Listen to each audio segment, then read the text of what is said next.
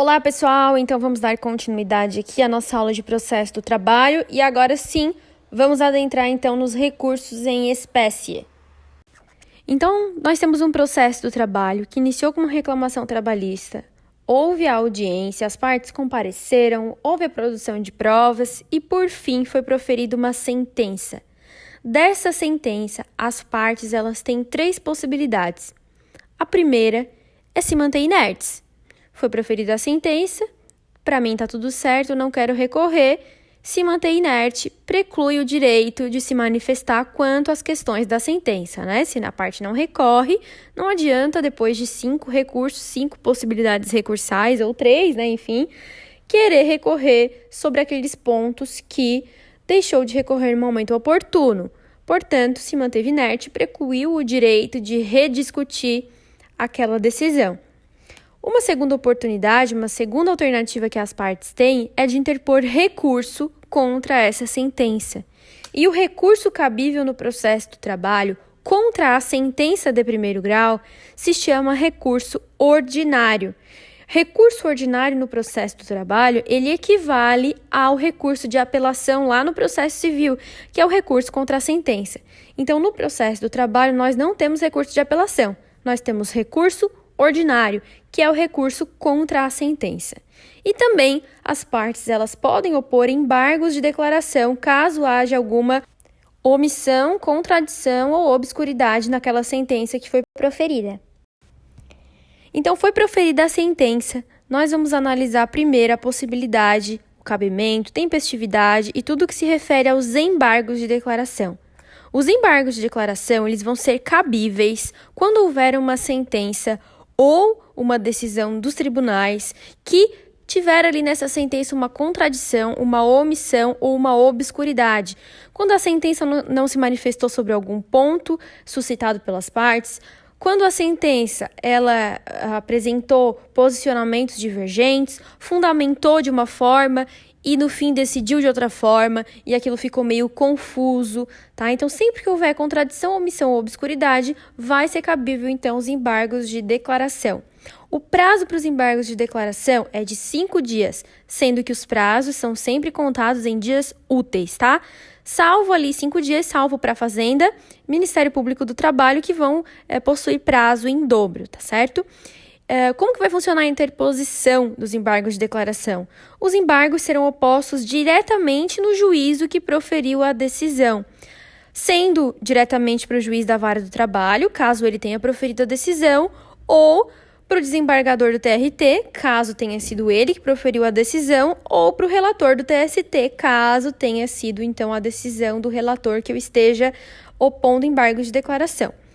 Então, assim, a sentença proferiu uma decisão, uma sentença que foi omissa, eu vou interpor embargos de declaração diretamente para esse juiz que proferiu aquela decisão, tá? Não há duplo grau de jurisdição nos embargos de declaração. Eles são interpostos, opostos diretamente para aquela autoridade que proferiu a decisão. Não vai haver pagamento de custas nem de depósito recursal, portanto, não há preparo para interposição de embargos, para oposição de embargos. E o procedimento eu já expliquei, serão opostos perante o juízo que proferiu a decisão e esse mesmo julgará os embargos. Só que aí tem um detalhe, que é a questão dos efeitos infringentes nos embargos de declaração. Efeitos infringentes é o seguinte: quando o juiz pegar esses embargos para analisar e ele verificar que aqueles embargos que foram opostos pela parte ali, o julgamento desses embargos pode trazer uma mudança no julgado, uma mudança significativa, que vai conceder mais direitos ou que vai retirar direitos daquilo que foi já estabelecido na sentença. Se aqueles embargos, o julgamento dos embargos for modificar a sentença, havendo prejuízos para uma das partes, né? O juiz vai ser a autoridade, né, que vai julgar esses embargos, ela é obrigada a conceder prazo para que a outra parte se manifeste sobre esses embargos no prazo de 5 dias. Precisa ter a oportunização do contraditório, já que talvez esses embargos vão poder resultar numa modificação da sentença, tá? É isso que nós chamamos de efeitos infringentes. Um outro detalhe é que Interpostos os embargos, eles interrompem os prazos recursais, ou seja, proferi uma decisão, interpus embargos de declaração, dentro do prazo de 5 dias, 5 dias úteis. Os embargos, eles demoraram 20 dias para serem analisados. Então, eles foram julgados e não foram acolhidos, os meus embargos. Então, a juíza novamente, o juiz proferiu uma nova decisão, não acolhendo os meus embargos. Só que dentro desse período, eu deveria ter interposto recurso ordinário, teoricamente, Mas eu interpus ali, eu opus os embargos de declaração. O que vai acontecer com esse prazo para recurso que eu teria para interpor o recurso contra a sentença? Esse prazo fica interrompido, ou seja, ele volta a contar desde o início, depois da publicação da nova decisão. Então, saiu a sentença, eu opus embargos. Saiu a sentença depois dos embargos. A partir dali é que eu conto, então, o prazo para recurso contra a sentença. Porque a partir do momento que eu interpus os embargos, congela e não vai haver mais contagem de prazo para recurso. Sempre que a gente fala de interrupção de prazo, significa que o prazo volta a contar desde o início. Então, foi proferida a decisão depois dos embargos, os prazos de recurso começam a contar desde o início.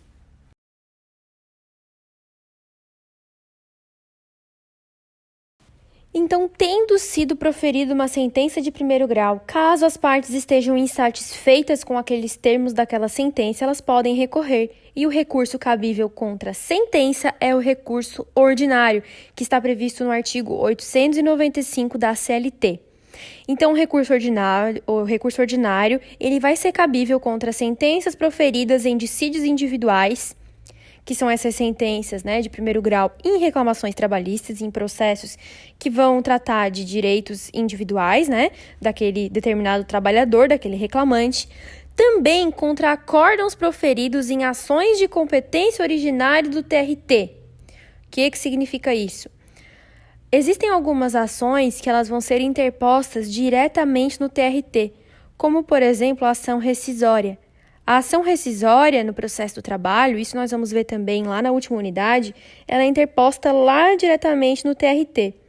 Então, quando a ação ela é interposta direto no TRT, o TRT vai proferir também uma sentença, um acórdão. Daquela decisão do TRT, vai haver a possibilidade de recurso e o recurso será também o recurso ordinário. Ou seja, o recurso ordinário é o recurso cabível contra a primeira decisão do processo, a primeira decisão terminativa de feito no processo, tanto em ação individual quanto em aquelas ações que forem ingressadas, iniciadas com competência originária lá do TRT. Qual o prazo do recurso ordinário? Prazo de 8 dias. Os recursos trabalhistas, os prazos são comuns sempre 8 dias, tá? É bem fácil de aprender, bem fácil de saber isso. Prazo de recurso trabalhista é sempre 8 dias, exceto embargos de declaração e recurso extraordinário. Mas os recursos trabalhistas, tanto em fase de execução, quanto agora, nessa fase de recurso no duplo grau de jurisdição segundo grau, sempre 8 dias, tá? Então, prazo de recurso ordinário, 8 dias úteis, salvo Fazenda e Ministério Público, que tem prazo em dobro. Interposição. Como é que vai funcionar a interposição do recurso ordinário? Foi proferida a sentença, eu quero interpor recurso. Eu vou protocolar o recurso em primeiro grau e pedir a remessa para o segundo grau. Então, eu protocolo aqui para o juiz que proferiu a decisão, ele vai fazer o primeiro juízo de admissibilidade. Se tiverem presentes os pressupostos recursais, ele vai mandar remeter para o tribunal. E aí, o recurso vai para o tribunal. Chegando no tribunal, vai ser feito um novo exame de admissibilidade pelo relator. E aí vai definir se esse recurso vai ser admitido ou inadmitido, Se vai ser dado seguimento para análise ou negado seguimento para análise lá no tribunal. Preparo. Já vimos que é sim necessário o preparo para a interposição do recurso ordinário. O preparo para o empregado vai consistir em apenas custas se ele não possui justiça gratuita e se ele foi vencido, E para o empregado vai consistir em depósito recursal e custas se ele for também o vencido na ação, naquele processo de conhecimento. Procedimento já falei também aqui para vocês. Serão opostos perante o juízo ACO, que realizará o exame de admissibilidade preliminar, intimando as partes para contrarrazões no mesmo prazo, de 8 dias, tá? Após o decurso de prazo de contrarrazões, os autos serão remetidos para o juízo ad quem para julgamento, que fará um novo juízo de admissibilidade. Então, aqui no recurso ordinário, que é o recurso contra a sentença, as partes vão se manifestar sobre as suas resignações de mérito, também aquelas questões processuais, todas aquelas decisões interlocutórias que as partes também não concordaram no curso do processo, é agora no recurso ordinário o momento de recorrer. Seguinte, interpus um recurso ordinário da sentença. Esse recurso ele vai passar pelo primeiro exame de admissibilidade na origem, né? O primeiro exame de admissibilidade que a gente também chama de admissibilidade preliminar. Mas vamos supor que nesse primeiro exame de admissibilidade, o meu recurso ele não passe. Caso seja identificado aqui no juízo ACO que o meu recurso ele não preenche algum pressuposto recursal para aquele recurso, o meu recurso será inadmitido na origem. Aí nós vamos chamar de inadmissibilidade preliminar ou inadmissibilidade na origem ou ainda inadmissibilidade ACO, tá certo? Então, quando o recurso na origem, no juízo ACO onde ele é interposto, esse recurso ordinário, ele é inadmitido, ele vai ser inadmitido na origem, preliminarmente, na mesma origem, porque foi ali em que foi proferida aquela decisão que eu estou tentando recorrer, tá? Só que vamos supor que ele foi inadmitido por um motivo que eu não concordo. Por exemplo, o juiz entendeu que o meu recurso é intempestivo. Só que, na verdade, não era, e eu posso comprovar que não foi intempestivo porque havia um feriado que não foi observado na contagem de prazo pelo juiz. Nesse caso, eu preciso recorrer. Qual será o recurso cabível em decisão de inadmissibilidade preliminar de recurso? Que frase grande, né? Qual é o recurso cabível em decisão de inadmissibilidade preliminar de recurso ordinário? Então, eu tenho aqui um recurso ordinário que eu interpus e ele foi inadmitido na origem. Ele foi barrado, ele foi trancado na origem. Ele não foi nem remetido para o TRT porque foi inadmitido aqui mesmo no juízo ACO. O recurso cabível para destrancar recurso inadmitido na origem é o agravo de instrumento. Então, o agravo de instrumento vai ter esse objetivo no processo do trabalho: destrancar recurso inadmitido na origem.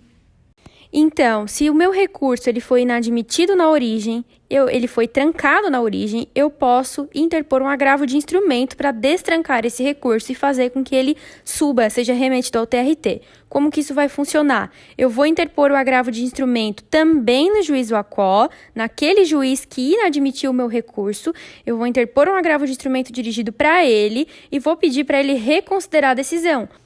Eu vou dizer, olha, excelência, na verdade, houve um equívoco, porque havia um feriado, e aí vou fazer aquela demonstração do direito e pedir para ele reconsiderar. O juiz vai poder se retratar, que nós chamamos de juízo de retratação. Se ele se retratar, ele vai automaticamente remeter aquele recurso, ele vai destrancar e vai enviar para o TRT. Porém, caso ele não se retrate, ele mantenha a inadmissibilidade do recurso, esse meu agravo, ele vai subir para o TRT analisar se mantém ou se acolhe as razões do meu agravo de instrumento. Então, o agravo de instrumento ele vai ser dirigido ao juízo ACO. O juiz ACO vai poder analisar se vai fazer o juízo de retratação ou não. Se ele não se retratar, esse meu agravo de instrumento vai subir para o TRT. E lá no TRT, o relator ele vai analisar se vai dar provimento ao meu agravo de instrumento para destrancar o recurso ou se vai negar provimento ao meu agravo de instrumento e manter, então, aquele recurso inadmitido. Seguinte, interpus um recurso ordinário da sentença. Esse recurso ele vai passar pelo primeiro exame de admissibilidade na origem, né? O primeiro exame de admissibilidade que a gente também chama de admissibilidade preliminar. Mas vamos supor que nesse primeiro exame de admissibilidade, o meu recurso ele não passe. Caso seja identificado aqui no juízo ACO que o meu recurso ele não preenche algum pressuposto recursal para aquele recurso, o meu recurso será inadmitido na origem. Aí nós vamos chamar de inadmissibilidade preliminar ou inadmissibilidade na origem, ou ainda inadmissibilidade à quo, tá certo? Então, quando o recurso na origem, no juízo à quo onde ele é interposto, esse recurso ordinário, ele é inadmitido, ele vai ser inadmitido na origem, preliminarmente, na mesma origem, porque foi ali em que foi proferida aquela decisão que eu estou tentando recorrer, tá? Só que vamos supor que ele foi inadmitido por um motivo que eu não concordo. Por exemplo, o juiz entendeu que o meu recurso é intempestivo. Só que, na verdade, não era, e eu posso comprovar que não foi intempestivo porque havia um feriado que não foi observado na contagem de prazo pelo juiz. Nesse caso, eu preciso recorrer. Qual será o recurso cabível em decisão de inadmissibilidade preliminar de recurso? Que frase grande, né? Qual é o recurso cabível em decisão de inadmissibilidade preliminar de recurso ordinário? Então, eu tenho aqui um recurso ordinário que eu interpus e ele foi inadmitido na origem. Ele foi barrado, ele foi trancado na origem. Ele não foi nem remetido para o TRT porque foi inadmitido aqui mesmo no juízo à quo. O recurso cabível para destrancar recurso inadmitido na origem é o agravo de instrumento. Então, o agravo de instrumento vai ter esse objetivo no processo do trabalho: destrancar recurso inadmitido na origem. Então, o preparo no agravo de instrumento vai corresponder a 50% do valor do depósito recursal que a parte pretende destrancar. Então, vamos lá. A condenação, num exemplo hipotético, né? A condenação da sentença foi de 5.000 para a reclamada. A reclamada interpôs recurso ordinário e teve que efetuar o depósito recursal para isso. Como o valor da condenação não ultrapassa o teto para o recurso ordinário, o valor do depósito recursal pago foi de R$5.000, ou seja, já garantiu a execução, já garantiu o valor da condenação por completo.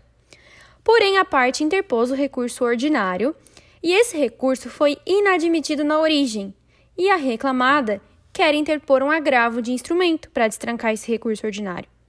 O agravo de instrumento tem o preparo de 50% do valor do depósito do recurso trancado. Nesse caso aqui, se a gente for analisar, a reclamada não vai ter que pagar mais nenhum valor a título de depósito recursal, porque ela já garantiu a execução por completo. Então, se a execução já estiver garantida por completo, não vai ser preciso fazer o pagamento de nenhum preparo no agravo de instrumento. Porém, vamos supor que a condenação foi de R$100.000. A reclamada interpôs recurso ordinário, porém, o depósito recursal que foi recolhido não foi na integralidade, né? Porque é limitado ao teto. Então, pagou R$9.828 de depósito recursal, que está lá em juízo, garantido essa parte da condenação em juízo. Só que o recurso ordinário foi inadmitido na origem. A reclamada quer interpor agravo de instrumento para destrancar esse recurso ordinário. E para isso precisa pagar 50% do valor do depósito recursal do recurso trancado. Qual vai ser o valor que vai ter que pagar nesse caso hipotético? Vai ter que pagar R$4.764, porque o depósito recursal, o valor do recurso ordinário do depósito recursal era de 9.828. Então, o valor do agravo de instrumento vai ser de metade desse valor, justamente porque somando tudo o que já pagou de depósito recursal, mais esses 4.700, ainda não atinge o valor da condenação. Seguinte, interpus um recurso ordinário da sentença. Esse recurso ele vai passar pelo primeiro exame de admissibilidade na origem, né? O primeiro exame de admissibilidade que a gente também chama de admissibilidade preliminar. Mas vamos supor que nesse primeiro exame de admissibilidade, o meu recurso ele não passe. Caso seja identificado aqui no juízo à quo que o meu recurso ele não preenche algum pressuposto recursal para aquele recurso, o meu recurso será inadmitido na origem.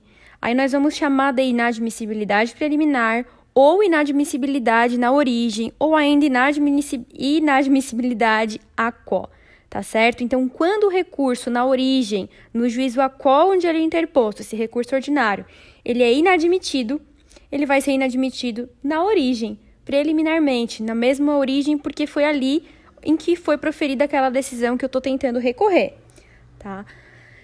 Só que vamos supor que ele foi inadmitido por um motivo que eu não concordo. Por exemplo, o juiz entendeu que o meu recurso é intempestivo.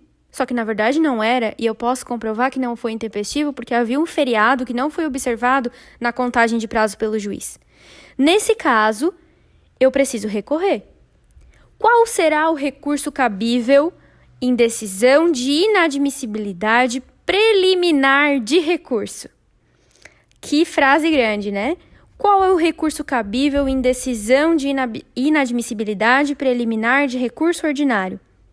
Então, eu tenho aqui um recurso ordinário que eu interpus e ele foi inadmitido na origem. Ele foi barrado, ele foi trancado na origem. Ele não foi nem remetido para o TRT porque foi inadmitido aqui mesmo, no juízo ACO.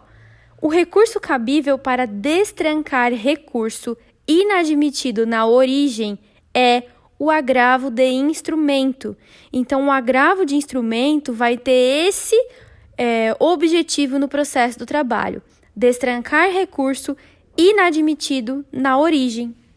Nunca, dificilmente, né, vocês vão ver em alguma prova um exemplo assim, um caso assim, perguntando qual o valor do depósito. Não. As questões, geralmente as bancas, o que elas querem saber é se nós sabemos que o valor do depósito recursal do agravo de instrumento é 50% do valor do depósito do recurso que se pretende destrancar.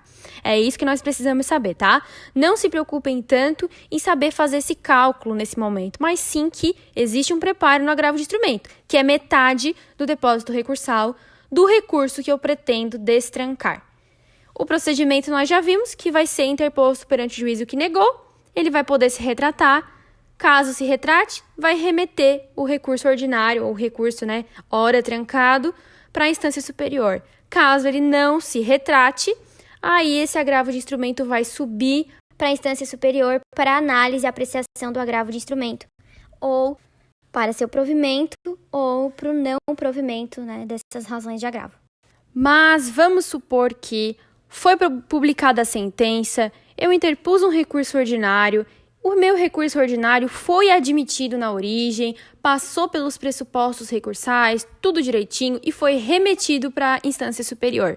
Só que chegou na instância superior, na segunda análise do juízo de admissibilidade, no segundo juízo de admissibilidade, e foi barrado o meu recurso lá, porque o relator da instância superior, nesse caso hipotético aqui, o TRT, o relator do TRT identificou algum vício, algum problema, a ausência de algum pressuposto recursal no caso. E aí o meu recurso ficou trancado. Então, foi negado seguimento ao recurso em segundo juízo de admissibilidade. Ou ainda podemos dizer que ele foi inadmitido em segundo juízo de admissibilidade, foi inadmitido pelo TRT, inadmitido em instância superior, teve negado seguimento em instância superior. Nesse caso, meu recurso não vai ser analisado no mérito, porque logo que chegou na instância superior, ele já foi barrado. Nesse caso, o que a gente pode fazer processualmente? Nesse caso, cabe a interposição de agravo interno. Então, contra decisões que denegarem a interposição de recurso em juízo de admissibilidade no órgão ad quem, cabe agravo interno. Se o recurso for inadmitido na origem, cabe agravo de instrumento. Se for inadmitido lá já no órgão superior, vai caber agravo interno. O agravo interno também, assim como todos os prazos de recursos trabalhistas, será interposto no prazo de 8 dias, também com 8 dias para outra parte apresentar contrarrazões. Como que vai funcionar essa interposição do agravo interno? O meu processo, o meu recurso, ele subiu, vamos supor aqui, para o TRT, chegou no TRT, o relator negou seguimento ao meu recurso, disse que eu não tenho legitimidade para a interposição daquele recurso, apesar de eu ser terceira interessada, Então, ele entendeu que não há legitimidade da parte e eu pretendo recorrer. Nesse agravo interno, eu vou dirigir esse agravo interno para esse juiz também que proferiu essa decisão de negar seguimento ao meu recurso, de inadmitir o meu recurso nessa instância superior. E eu vou pedir para ele apresentar minhas razões e vou pedir para ele se retratar e receber o meu recurso ordinário, certo?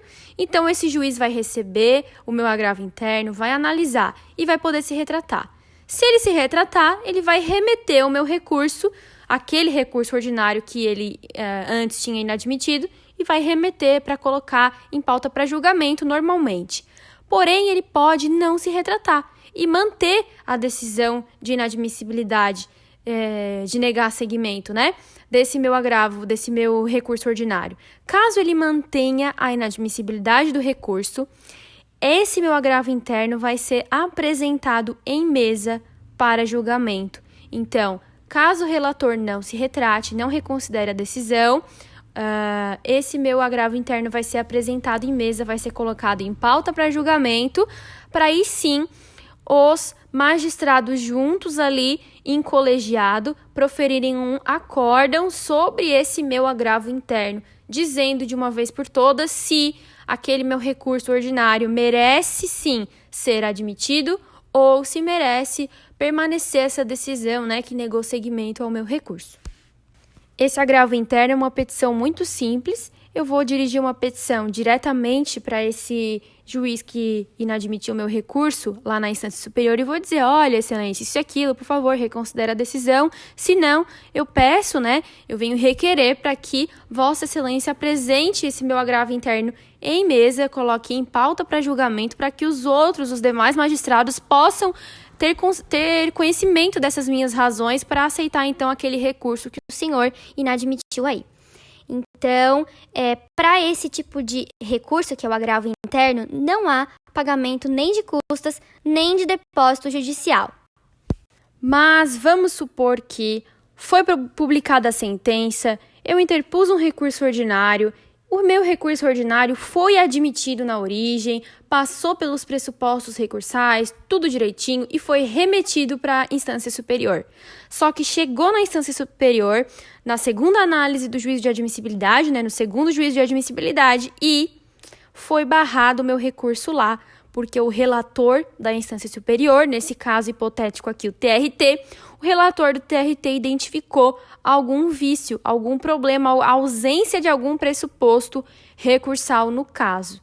E aí o meu recurso ficou trancado. Então, foi negado seguimento ao recurso em segundo juízo de admissibilidade. Ou ainda podemos dizer que ele foi inadmitido em segundo juízo de admissibilidade, foi inadmitido pelo TRT, inadmitido em instância superior, teve negado seguimento em instância superior. Nesse caso, o meu recurso não vai ser analisado no mérito, porque logo que chegou na instância superior, ele já foi barrado. Nesse caso, o que a gente pode fazer processualmente? Dando sequência, então, nós tivemos uma sentença que foi proferida. Dessa sentença, as partes interpuseram recurso ordinário e desse recurso ordinário, então, nós tivemos um acórdão do TRT, né? O recurso ordinário, ele é direcionado ao TRT e o TRT vai proferir um acórdão, que é um julgamento em colegiado. Desse acórdão, caso as partes tenham irresignações, não concordem com aquilo que foi decidido nesse acórdão do TRT, existe ainda um recurso cabível, que é o recurso de revista. Porém, esse recurso de revista só vai ser aceito em hipóteses muito peculiares e muito específicas que nós vamos ver agora. Então, o recurso de revista ele vai ser cabível contra acórdãos do TRT. Porém, uma grande peculiaridade é que nós não vamos poder rediscutir provas e fatos em sede de recurso de revista, porque ele é um recurso apenas de direito, ou seja, não vamos poder ficar rediscutindo os fatos do processo. Esse momento de rediscussão de fatos vai se dar lá no recurso ordinário. Porém, no recurso de revista, contra o acórdão do TRT, não cabe mais recurso para rediscutir provas e fatos, apenas para discutir matérias de estrito direito. Bom, o artigo 896 da CLT, ele estabeleceu as hipóteses de cabimento de recurso de revista para aqueles processos que tramitam no procedimento ordinário. E essas hipóteses são, em primeiro lugar, quando houver divergência jurisprudencial. O que é isso? A divergência jurisprudencial vai acontecer quando turmas diferentes de TRTs ou TRTs diferentes derem ao mesmo dispositivo legal de lei federal uma interpretação diferente. Ou seja, eu tenho um TRT 12 e o TRT 9. Ambos os TRTs para o mesmo artigo da CLT, que é uma lei federal, ou para o mesmo artigo de uma outra lei federal, que vai de um processo que tramita na Justiça do Trabalho. Esses dois TRTs decidiram de forma divergente, diferente. Nesse caso eu tenha dois acórdãos, um do TRT 12 e um do TRT 9, e eles tenham dado a lei federal ou a súmula vinculante do TST, interpretação diversa, um divergiu do outro, eu posso, então, interpor um recurso de revista mostrando para o TST o seguinte: olha, TST, esse TRT decidiu assim, aquele TRT decidiu diferente. E aí, eu quero que você, então, unifique e reforme aqui o meu processo para que a decisão também seja conforme o TRT9 decidiu. Então, é para isso que vai caber recurso de revista contra divergência jurisprudencial de norma federal. A linha B, também do artigo 896, também estabeleceu que é cabível recurso de revista contra divergência jurisprudencial de outras normas, quando houver divergência entre TRTs ou turmas também, dentro de um mesmo TRT, sobre a aplicação de lei estadual, normas coletivas e regulamento de empresa. Então, vamos supor o seguinte: existe uma convenção coletiva que estabeleceu um determinado assunto aqui, em Criciúma. O TRT 12, no meu processo, decidiu de uma forma. Porém, o Arthur ingressou com uma ação e o TRT, o mesmo TRT, porém outra turma, decidiu diferente, também sobre a mesma norma coletiva. Então, eu tenho aqui uma divergência jurisprudencial de uma norma coletiva. Quando há essa divergência de norma estadual, norma coletiva ou sobre regulamento de empresa, em caso de divergência de julgamentos, eu também tenho possibilidade de interpor um recurso de revista se o processo estiver tramitando pelo procedimento ordinário. Por fim, a linha C do artigo 896 também delimitou que será cabível recurso de revista contra decisões proferidas com violação literal à lei federal ou afronta direta e literal à Constituição Federal. E aqui eu chamo a atenção de vocês para o seguinte sentido: o recurso de revista é o recurso cabível contra violação de lei federal e afronta direta à Constituição Federal. Lá no processo civil, o recurso contra a violação de lei federal é o recurso especial. E recurso contra a violação direta à Constituição é um recurso extraordinário, né? Aqui, para esses dois cabimentos, eu vou interpor um recurso de revista. Então, não vai existir aqui um recurso especial e, nesse momento, também não vai existir um recurso extraordinário, e sim um recurso de revista por violação direta à lei federal ou à Constituição Federal. Então, aqui também fiz um quadro para sintetizar essas informações. O recurso de revista do artigo 896 da CLT será cabível contra acórdãos do TRT, não podendo se rediscutir provas e fatos, e sim apenas estrito direito. O prazo do recurso é de 8 dias também, salvo para a Fazenda Pública ou MPT, que tem prazo em dobro. O recurso de revista no procedimento ordinário terá cabimento contra divergência jurisprudencial de norma federal, divergência jurisprudencial de norma estadual e violação direta à lei federal ou afronta à Constituição Federal. E aqui eu também coloquei a hipótese de cabimento do recurso de revista no procedimento sumaríssimo. Então, as hipóteses do recurso de revista para as ações que tramitam no procedimento sumaríssimo, elas são bem reduzidas. Tão reduzidas que não cabe recurso de revista em procedimento sumaríssimo. São tão reduzidas que não cabe recurso de revista no procedimento sumaríssimo em situações de divergência jurisprudencial. Apenas será cabível recurso de revista no procedimento sumaríssimo em decisões do TRT, em acórdãos do TRT que contrariarem súmula de jurisprudência do TST ou súmula vinculante do STF. Então, não vai caber recurso contra divergência, apenas contra violação de súmula de jurisprudência e violação de súmula vinculante do STF.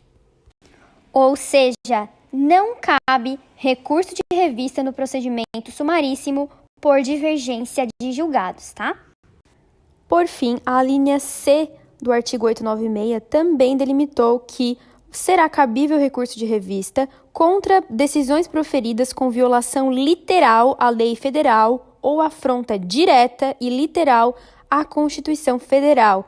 E aqui eu chamo a atenção de vocês para o seguinte sentido. O recurso de revista é o recurso cabível contra violação de lei federal e afronta direta à Constituição Federal. Lá no processo civil, o recurso contra a violação de lei federal é o recurso especial. E recurso contra a violação direta à Constituição é um recurso extraordinário, né? Aqui, para esses dois cabimentos, eu vou interpor um recurso de revista. Então, não vai existir aqui um recurso especial e, nesse momento, também não vai existir um recurso extraordinário, e sim um recurso de revista por violação direta à lei federal ou à Constituição Federal. Antes de adentrar aqui no procedimento do recurso de revista, eu preciso explicar para vocês que o recurso de revista ele possui alguns pressupostos recursais de admissibilidade específicos para o recurso de revista. Porque vamos pensar o seguinte, nós estamos falando de um recurso que será dirigido para o último grau de jurisdição da Justiça do Trabalho. É o topo da nossa pirâmide da Organização Judiciária da Justiça do Trabalho, que é o TST. Então, é a última revisão do TST, a última revisão do processo pelo TST através do recurso de revista. Por ser o TST esse órgão superior, né, que equivale lá ao STJ, mais ou menos, da Justiça Comum, vocês devem imaginar o quantos processos subiriam ao TST caso não houvesse um filtro. Então, por ser um órgão de extrema relevância jurídica, a lei estabeleceu critérios para fazer um filtro de recursos de revista que vão conseguir efetivamente subir ao TST. Esse filtro primeiro, ele vai passar e vai se manifestar através das hipóteses de cabimento, que nós já vimos que são bem curtas, né? Já que eu não posso rediscutir fatos e não posso rediscutir também provas. Porém, eu tenho outros ainda pressupostos recursais que são específicos do recurso de revista, justamente para tentar barrar o máximo de recursos que não têm relevância para chegarem até esse TST. Então, o primeiro pressuposto recursal específico do recurso de revista é a transcendência. A transcendência tem previsão legal no artigo 896-A também da CLT. São indicadores de transcendência. O fator econômico pelo elevado valor da causa. Inciso 1. O que significa esse fator econômico pelo elevado valor da causa? Significa que só poderão chegar ao TST causas que tiverem um elevado valor. É uma das hipóteses. Elevado valor econômico, elevado valor da causa. Uma causa milionária. E aí, por esse valor, então, pode subir ao TST. Tem que estar presente em alguma dessas hipóteses, tá? Tem que haver algum desses indicadores de transcendência. Se não tiver transcendência, não sobe. Outra possibilidade de indicador de transcendência é a transcendência política. Transcendência política é o desrespeito à instância recorrida à jurisprudência do TST. Por exemplo, o TRT, ele proferiu uma decisão que contraria claramente o posicionamento do TST. Nesse caso, vai caber, sim, recurso de revista por transcendência política. Outra hipótese de manifestação, da transcendência é a transcendência social, em razão de existir ali um direito social constitucionalmente assegurado. Vamos supor que a empresa, isso foi mantido, a possibilidade de não conceder aí um direito social do trabalho para aquele empregado, e essa decisão foi mantida pelo TRT, é claro que eu preciso recorrer ao TST, por essa violação. E a última hipótese é a transcendência jurídica, quando houver a existência de questões novas em torno de interpretação de legislação trabalhista, o que está sendo muito comum. Então, a transcendência jurídica é quando tiver ali uma questão nova, que ainda não foi pacificada pelo TST, que ainda está sendo alvo de muitas dúvidas dos TRTs aí ao redor do Brasil, e que o TST precisa se manifestar para dar, então, um posicionamento final. Nesse caso, também estará presente a transcendência jurídica. Então, é preciso que haja pelo menos um desses indicadores de transcendência para que o processo seja admitido no TST. Outro pressuposto recursal do recurso de revista que precisa estar presente ali é o pré-questionamento da matéria, ou seja, a parte que deseja interpor esse recurso de revista precisa demonstrar que aquela matéria já foi alvo de decisão em instância anterior. É claro, né? Eu não posso chegar no TST com uma questão nova sendo debatida no processo, até porque as hipóteses já restringem bastante essa possibilidade, né? Então, para eu conseguir interpor o meu recurso ao TST, o recurso de revista, que seja admitido e analisado, eu preciso demonstrar, além da transcendência, o pré-questionamento, ou seja, que a matéria já foi analisada em instância anterior.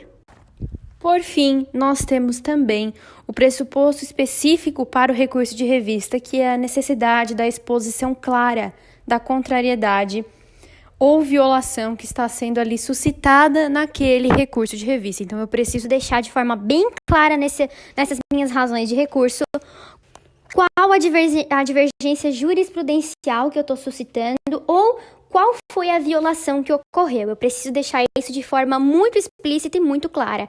Afinal, esse recurso não é para debater fatos e provas, e sim violação e divergência de jurisprudência.